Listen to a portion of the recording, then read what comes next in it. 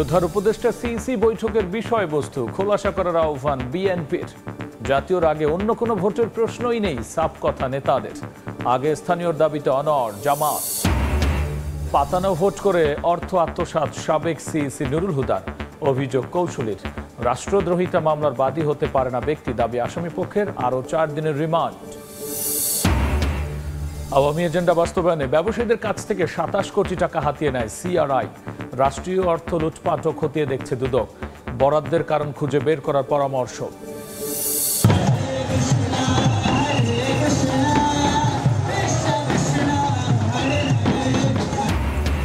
দেশ জুড়ে সনাতন ধর্মাবলম্বীদের রথযাত্রা উৎসব। বিভিন্ন স্থানে বর্ণাঢ্য র্যালির আয়োজন। ধামরাই বসেছে মাসব্যাপী মেলা, দেশ ও জাতির মঙ্গল কামনা ভক্তদের।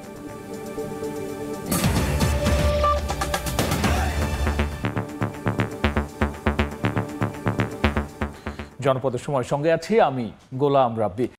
প্রধান উপদেষ্টা ও সিইসির বৈঠকের বিষয়বস্তু প্রকাশ করার দাবি জানিয়েছেন বিএনপির স্থায়ী কমিটির সদস্য সালাউদ্দিন আহমদ। তিনি বলেছেন, ফেব্রুয়ারিতে নির্বাচন অনুষ্ঠানের বিষয়ে দিক নির্দেশনা থাকতে পারে এই বৈঠকটিতে। জাতীয়র আগে স্থানীয় নির্বাচনের সুযোগ নেই মন্তব্য করে সালাউদ্দিন বলেছেন, 17 বছর স্থানীয় নির্বাচনের দাবিতে সংগ্রাম করেনি জনগণ। বিএনপির অন্য নেতারা বলেছেন, রমজানের আগেই ভোট দিয়ে নজির স্থাপন করতে পারে এই সরকার।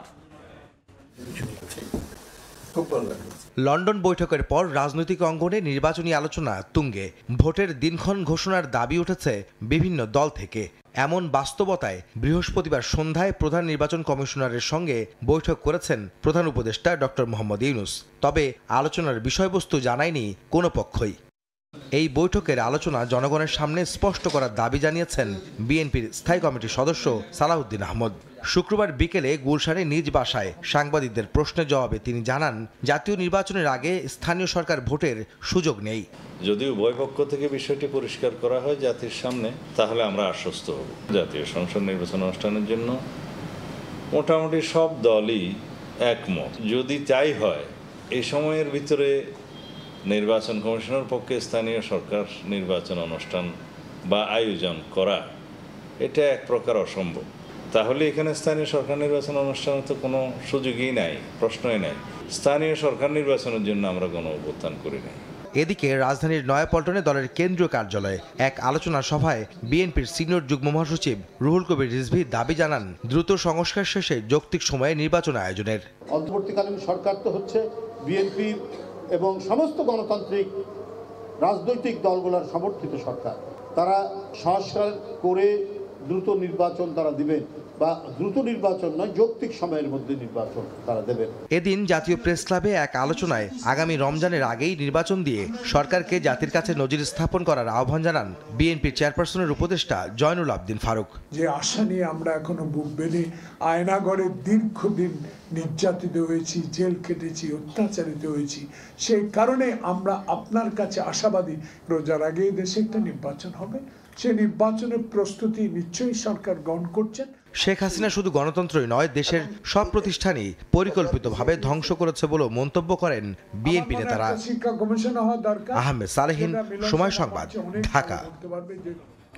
মানুষের প্রত্যাশা পূরণে রাজনৈতিক দলগুলোকে দলীয় স্বার্থের ঊর্ধ্বে উঠে কাজ করার আহ্বান জানিয়েছেন জামায়াতের আমির ডাক্তার শফিকুর রহমান।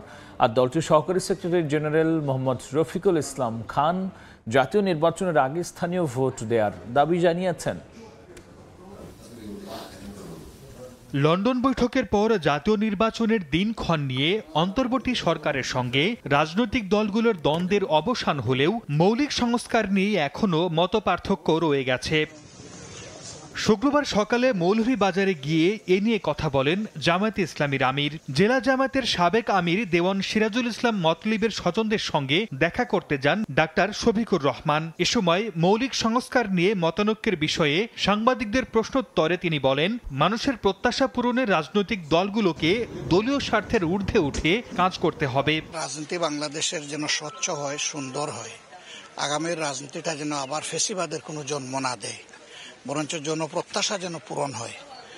এই ব্যাপারে রাজনৈতিক দল যারা আছেন তারা যেন সত্যিকার অর্থে মুখে যেভাবে বলেন সেইভাবে দলের স্বার্থের ঊর্ধ্বে উঠে দেশ এবং জাতির স্বার্থকে আমরা সবাই দেখতে পারি। এদিকে গাজীপুরে দলীয় একটি অনুষ্ঠানে জামায়াতের সহকারী সেক্রেটারি জেনারেল মাওলানা মোহাম্মদ রফিকুল ইসলাম খান জাতীয় সংসদ নির্বাচনের আগে স্থানীয় ভোট দেওয়ার দাবি জানান। স্বাধীনতার পর থেকে এখন পর্যন্ত দেশে দলীয় সরকারের অধীনে কোনো নির্বাচন নিরপেক্ষ হয়নি বলেও অভিযোগ করেন তিনি। তিনটি ভুয়া নির্বাচনের সাথে যারা জড়িত, মাঠ প্রশাসন থেকে শুরু করে সবাইকে বিচারের আওতায় আনতে হবে। কেয়ারটেকার সরকারের অধীনে স্থানীয় সরকার নির্বাচন করতে হবে। দ্রুত জুলাই গণহত্যায় জড়িতদের বিচার দৃশ্যমান করার দাবি জানান রফিকুল ইসলাম। স্ব জায়গায় নিজেকে। সর্দার মোহাম্মদ আরিফ, সময় সংবাদ। প্রহসনের নির্বাচন করা ও রাষ্ট্রদ্রোহিতার অভিযোগে সাবেক সিইসিকে এম নুরুল হুদাকে ফের 4 দিনের রিমান্ডে পাঠিয়েছেন আদালত। শুনানিতে রাষ্ট্রপক্ষের কৌঁসুলি জানিয়েছেন, পাতানো নির্বাচন করে সরকারি অর্থ আত্মসাৎ করেছেন নুরুল হুদা, প্রতারণা করেছেন ভোটারদের সঙ্গে। আর আসামি পক্ষের আইনজীবীর দাবি, ব্যক্তি কখনো রাষ্ট্রদ্রোহিতা মামলার বাদী হতে পারেন না। নতুন ধারাগুলো যুক্ত করা হয়েছে কেবলই জামিন আবেদন খারিজ করার চেষ্টা হিসেবে। শুক্রবার বিকেল 3:30 ঢাকা চিফ মেট্রোপলিটন ম্যাজিস্ট্রেট আদালত প্রাঙ্গণে সাবেক প্রধান নির্বাচন কমিশনার KM নুরুল হুদা আগে থেকেই ছিলেন রিমান্ডে। তদন্তের স্বার্থে বাড়তি রিমান্ড আবেদনের পরিপ্রেক্ষিতে ফের আদালতে হাজির করা হয় তাকে। নতুন করে যুক্ত করা হয় রাষ্ট্রদ্রোহিতা সহ 3টি ধারা, চা হয় 10 দিনের রিমান্ড।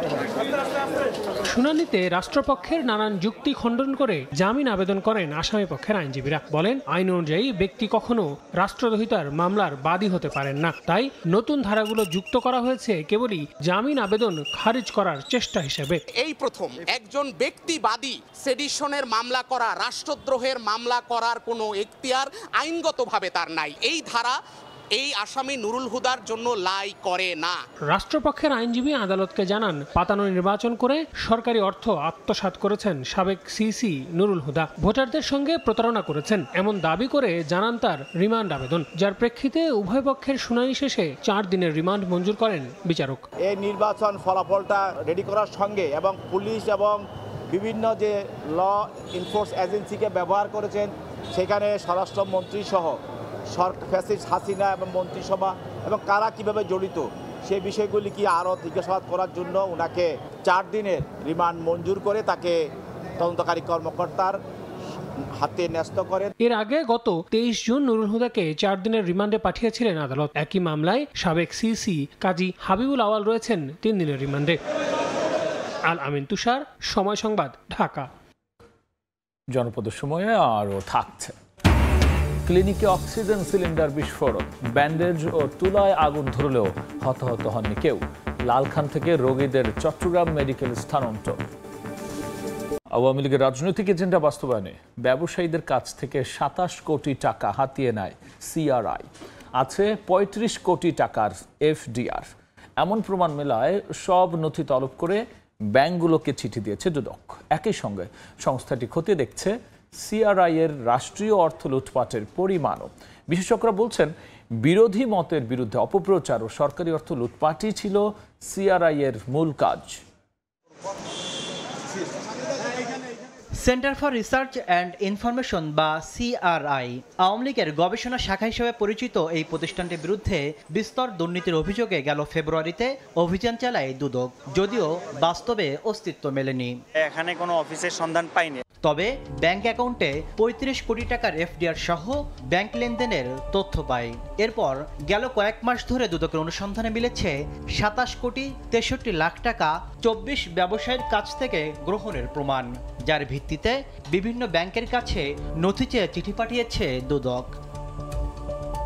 দুদকের অভিযোগে বলা হয়, CRI এর উচ্চ পদে জয়, পুতুল, ববি থাকায় যুবকদের দক্ষতা বৃদ্ধির নামে সরকারের বিভিন্ন প্রকল্পের অর্থে কনসার্ট সহ নানাভাবে নয়ছয় করে, যা খতিয়ে দেখছে দুদকের অনুসন্ধানকারী দল।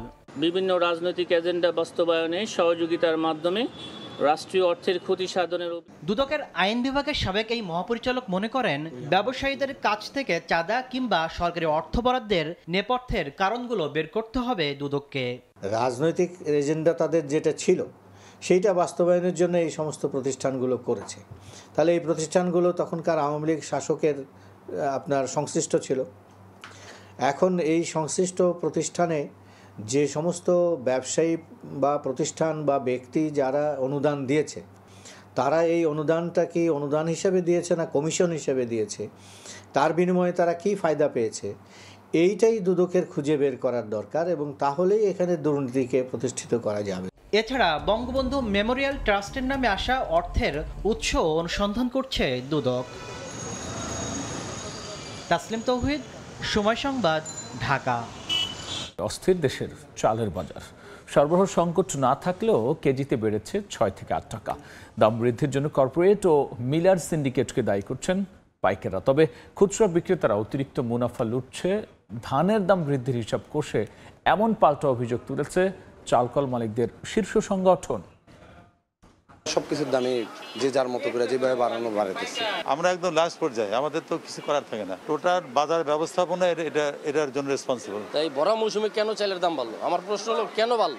দাম নিয়ে এমন প্রশ্নের উত্তর না মিললেও সপ্তাহ ব্যবধানে রাজধানীর বাজারে কেজিতে 6 থেকে 8 টাকা বেশি দিয়ে চাল কিনতে বাধ্য হচ্ছেন অসহায় ভোক্তা। ম্যাক্সিমাম লোকের সীমিত আয়, তাদেরকে জীবন নির্বাহ করতে গিয়ে হিমশিম খেতে হচ্ছে। নিত্যপণ্যের বাজারে চালের দাম বৃদ্ধির মাসুল কি শুধু ঢাকার ক্রেতারাই গুনছেন? গত সপ্তাহে দিনাজপুরে যে মানের মিনিকেট বিক্রি হচ্ছে 65 টাকা কেজি দরে, বর্তমানে তা ঠেকেছে 72 টাকায়। কেজিতে 8 টাকা পর্যন্ত বেড়েছে ব্রি28 নাজির শাইলের দামও। ময়মনসিংহেও 6 থেকে 8 টাকা পর্যন্ত বেড়েছে চালের দাম। মিল মালিকে মাল দেয় না, কিনে দেয়, দাম বাড়াইবে লিগা।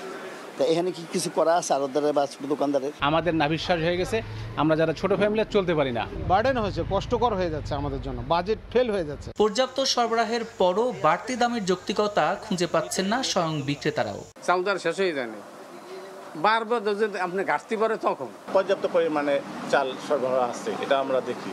কিন্তু যে ব্যাপার সমস্যা যেটা হচ্ছে, বেশি মূল্যে কিনতে হচ্ছে। এই অবস্থায় ভোক্তাকে স্বস্তি দিতে ঊর্ধ্বমুখী বাজার নিয়ন্ত্রণের উপায় কি? এমন প্রশ্নে পাইকাররা বলছেন, কর্পোরেট কোম্পানি ও মিল পর্যায়ে সরকারি অভিযান বাড়ালে কমে আসবে দাম। বড় বড় কোম্পানি হওয়াতে এখন টাকার বস্তা নিয়ে যাই মোকামে যাই ধান কিনতে, কাছে থেকে বেশি ধানের দাম তারাই বাড়াই আলাইছে। মিলগুলাতে এবং কর্পোরেট কোম্পানি মনিটরিং করা হয়, সেই ক্ষেত্রে হয়তো বাজারটা একটা স্বাভাবিক পর্যায়ে চলে আসবে। তবে মিল মালিকদের শীর্ষ সংগঠনের দাবি, খুচরা বিক্রেতাদের অতি মুনাফার বলি হচ্ছেন ভোক্তা। যুক্তি হিসেবে বলছেন, মোটা ধানের দাম কেজিতে বেড়েছে 1 টাকা, সেখানে চালের দাম বাড়তে পারে 70 পয়সা। আর চিকন ধানের দাম কেজিতে 2 টাকা বাড়ায় চালের দাম বাড়তে পারে সর্বোচ্চ 3 টাকা। কিন্তু খুচরা বাজারে মিলছে ভিন্ন হিসাব। বাজারে যেহেতু ধানের দাম 2 টাকা বেড়েছে, যে ধানটা সেই ধানটা চালের দাম বাড়বে হলো 3 থেকে 3.25 টাকা আমাদের মিল রেটে। কিন্তু এই থেকে ফায়দা নিয়ে 6 টাকা, 7 টাকা, 8 টাকা তাদের ক্যাশ মেমো চেক করলেই পাওয়া যাবে আসলে তারা কি দামে কিনছে। এদিকে চালের দাম বৃদ্ধির কারণ খুঁজতে হিলিতে মাঠে নেমেছে জেলা প্রশাসন। অবৈধভাবে ধান মজুতের অভিযোগে 3টি গুদাম সিলগালা করার পাশাপাশি মামলা করেছে স্থানীয় খাদ্য বিভাগ। সাদিক হাসান ইমন, সময় সংবাদ, ঢাকা। জনপদের সময় আরও থাকছে। মোংলা বন্দরে পশুর চ্যানেলে লাইটারের ধাক্কায় কার্গো জাহাজ ডুবি। খোয়া গেছে 914 মেট্রিক টন সিমেন্ট তৈরির কাঁচামাল, 10 নাবিক উদ্ধার। একটি ক্লিনিকে অক্সিজেন সিলিন্ডার বিস্ফোরণের ঘটনা ঘটেছে, তবে এতে কোনো হতাহতের ঘটনা ঘটেনি। দুপুরে লালখান বাজার এলাকায় মমতানগর মাতৃ সনদে হঠাৎ অক্সিজেনের একটি সিলিন্ডার বিস্ফোরণ হয়। এতে সেখানে থাকা ব্যান্ডেজ ও তুলায় আগুন ধরে যায়। এ সময় ক্লিনিকে গাইনি সহ অন্তত 35 জন রোগী ছিলেন। ধোঁয়ায় আতঙ্ক ছড়িয়ে পড়ে রোগী ও স্বজনদের মাঝে। পরে নিজস্ব ব্যবস্থাপনায় ক্লিনিক কর্তৃপক্ষ আগুন নেভায়। রোগীদের অ্যাম্বুলেন্স করে চট্টগ্রাম মেডিকেল কলেজ হাসপাতালে স্থানান্তর করা হয়।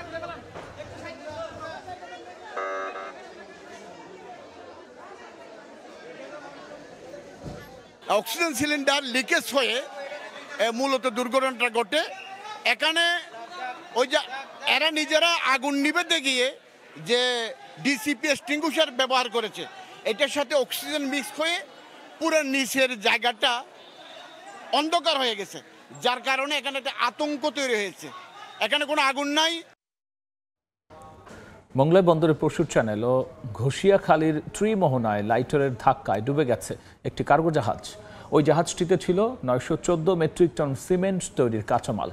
ভাসমান অবস্থায় উদ্ধার করা হয়েছে কার্গোয় থাকা 10 নাবিককে। তবে দুর্ঘটনাস্থলটি মূল চ্যানেল থেকে দূরে হওয়ায় স্বাভাবিক রয়েছে জাহাজ চলাচল। কলকাতা থেকে ফ্লাই অ্যাশ বোঝাই করে নারায়ণগঞ্জের বসুন্ধরার ঘাটে যাচ্ছিল জাহাজটি। বৃহস্পতিবার যাত্রা বিরতি দিয়ে ত্রিমোহনায় নোঙর করা হয় জাহাজটি। সকাল 7:30টার দিকে বিপরীত দিক থেকে আসা এমভি কে আলম গুলশান 2 নামের একটি লাইটার জাহাজ ধাক্কা দেয় থেমে থাকা জাহাজটিকে। এতে পরশু নদীতে ডুবে যায় ফ্লাই অ্যাশ বোঝাই এমভি মিজান 1। জাহাজে থাকা 10 নাবিক অন্য নৌযানের সহায়তায় তীরে পৌঁছাতে সমর্থ হয়। দুর্ঘটনাস্থল পরিদর্শন করেছে বন্দরের হারবার বিভাগ। জনপদের সময়। রাজধানী সহ সারা দেশে বর্ণাঢ্য আয়োজনে পালিত হয় সনাতন ধর্মাবলম্বীদের রথযাত্রা উৎসব। এই উপলক্ষে বিভিন্ন স্থানে বর্ণাঢ্য র্যালি ও মেলার আয়োজন করা হয়। রথযাত্রা থেকে দেশ ও জাতির মঙ্গল কামনা করেন ভক্তরা। সনাতন ধর্মাবলম্বীদের অন্যতম ধর্মীয় উৎসব রথযাত্রায় ঢল নামে ভক্তদের। উলু, শঙ্খধ্বনি, গীতাপাঠ আর আরতি কীর্তন দিয়ে রাজধানীর স্বামীবাগে ইসকন মন্দির থেকে শুরু হয় রথযাত্রা, শেষ হয় ঢাকেশ্বরী মন্দিরে গিয়ে। ভক্তরা একে তীর্থযাত্রাও বলে থাকেন। জগন্নাথ দেব হচ্ছে জগতেরও নাথ, এবং মন্দিরে থাকলে পরে সাধারণ ভক্তদের কল্যাণ হয়, আর বাহিরে থাকলে পরে জনসাধারণের সকলের কল্যাণ হয়। রথযাত্রা এসে আমরা খুব ভালো লাগতো।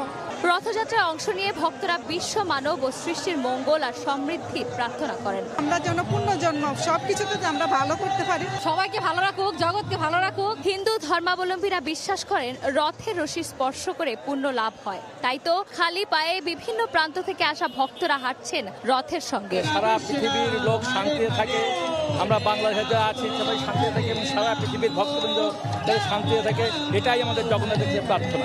এদিকে বর্ণাঢ্য আয়োজনে সাভারের ধামরাইয়ে শুরু হয় 400 বছরের পুরনো উপমহাদেশের অন্যতম বৃহৎ ঐতিহ্যবাহী ধামরাই রথযাত্রা। বিকেলে এ উৎসবের উদ্বোধন করেন স্বরাষ্ট্র উপদেষ্টা। উৎসব মুখর আবহে 37 ফুট উচ্চতার ঐতিহ্যবাহী যশোমাধবের রথে অংশ নেন অগণিত মানুষ। ভক্তদের প্রত্যাশা কাটবে অমঙ্গল, দুঃখ, কষ্ট, আর এ ধরনী ভরে উঠবে সুখ শান্তিতে। 5 জুলাই উল্টো রথের মাধ্যমে শেষ হবে পুজোর আনুষ্ঠানিকতা। রথ উৎসবকে কেন্দ্র করে ধামরাইয়ে আয়োজন করা হয়েছে 15 দিন ব্যাপী ঐতিহ্যবাহী মেলার। রথযাত্রা শুধু সনাতন ধর্মাবলম্বীদের এক ধর্মীয় উৎসবই নয়, বরং এটি বর্তমানে পুরান ঢাকার ঐতিহ্য, মানুষ ও ইতিহাসের সাথে ওতপ্রোতভাবে জড়িত। বলা হয়ে থাকে এটি এক ধরনের তীর্থযাত্রা, ঈশ্বরের সাথে মানুষের মিলন যাত্রা। চন্দ্রিমা চৌধুরী, সময় সংবাদ, ঢাকা। এই ছিল আমার কাছে থাকা জনপদের সময়।